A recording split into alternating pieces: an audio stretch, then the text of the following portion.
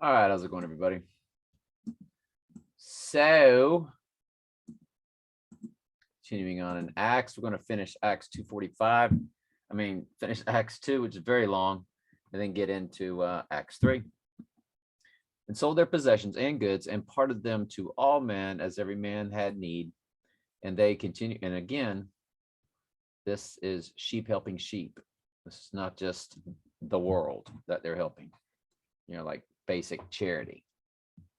So, and they've confused the word charity today, and because charity is agape, it's love, it's charity.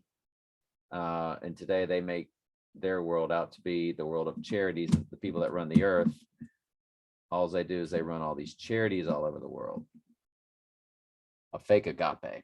Anyway, and sold their possessions and goods and parted them to all men as every man had need.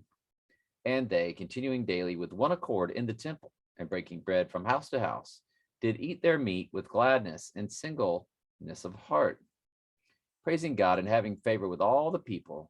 And the Lord added to the church daily as should be saved. Who added?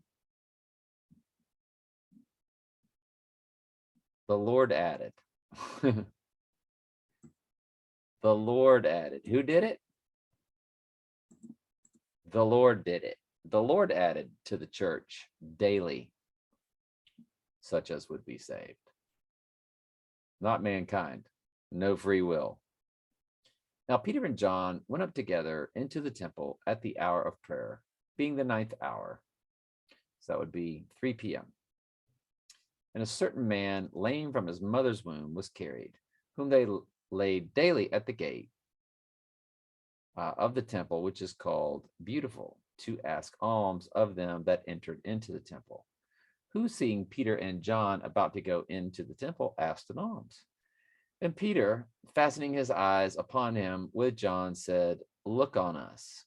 And he gave heed unto them, expecting to receive something of them. Then Peter said, Silver and gold have I none, but such as I have give I thee. In the name of Jesus Christ of Nazareth, rise up and walk. So things we can't do today, they were able to do then. That's heal. Because they were an offshoot of Jesus. They walked with Jesus. That's not anything you see done today like that. That's fake. And he took him by the right hand and lifted him up, and immediately his feet and ankle bones received strength. Moving on to Daniel 8. I think we want to read this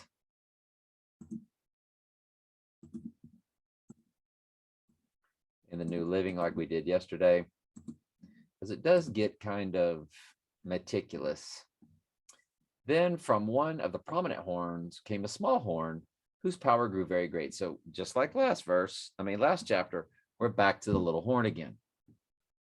So Daniel, like the book of Revelation, and like other parts of the Bible too, but as this is an end times prophecy, like Revelation, it's the same story told over and over in different ways, in different layers. So the horn grew very great. It extended toward the south, and the east, and toward the glorious land of Israel. Its power reached to the heavens, where it attacked the heavenly army, throwing some of the heavenly beings and some of the stars to the ground and trampling them. It even changed the commander of heaven's army by canceling the daily sacrifices offered to him by destroying his temple. The army of heaven was restrained from responding to this rebellion, so the daily sacrifice was halted and truth was overthrown. The horn succeeded in everything he did. So when you get into the daily sacrifices, you're getting into exactly what they talk about. And I believe it's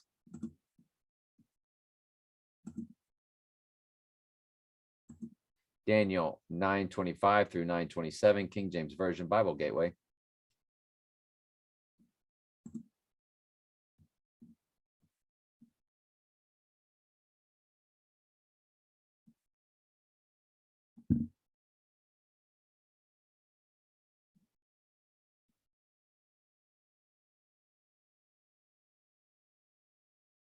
He shall cause the sacrifices and oblation to cease. As it says there. So the daily sacrifices was halted, but that's in New Living. Let's go over to, and a host was given him against the daily sacrifice by reason of the transgression, and it cast down the truth to the ground, and it practiced, and it prospered. Then I heard one saint speaking, and another saint said unto that certain saint which spake, how long shall the vision concerning the daily sacrifice and the transgression of desolation? And there's the word desolate. Okay. And so both are speaking of the abomination of desolations. And then you get to Jesus, Matthew 24:15, King James Version, Bible Gateway.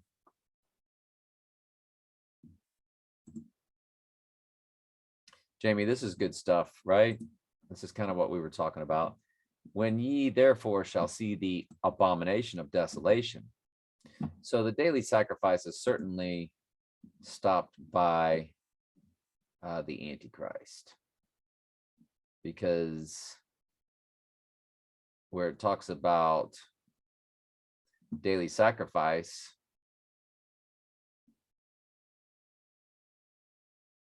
and desolation. So, then we throw that back over to Jesus. So that's how we know that that's not Jesus, because I've heard that taught before. Jamie's heard that taught before. She was curious about it. So, this definitely lets us know who and what that is. Now, I'm going to go back and listen to my own study on Daniel 9:25 through 9:27 before I get to it again, because I felt like I nailed it pretty good last time. And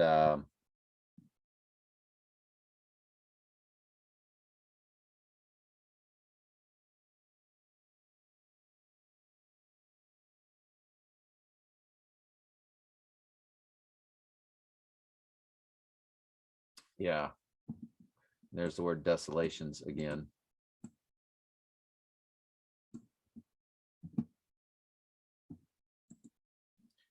Desolations, abominations, I got them both colored, and there's desolate. So you got desolations and desolate both in blue there. So yeah, good stuff. We'll get into that soon.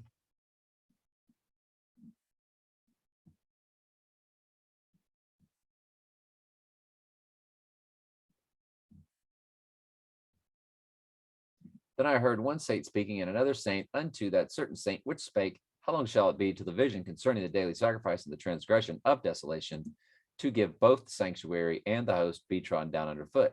And he said unto me, unto 2,300 days, then shall the sanctuary be cleansed. And it came to pass, when I, even I, Daniel, had seen the vision and sought for the meaning, then behold, there stood before me as the appearance of a man, and I heard a man's voice between the banks of the Ulai, which called and said, Gabriel, make this man to understand the vision. All right, love you very much. Ask questions anytime. That's what I'm here for.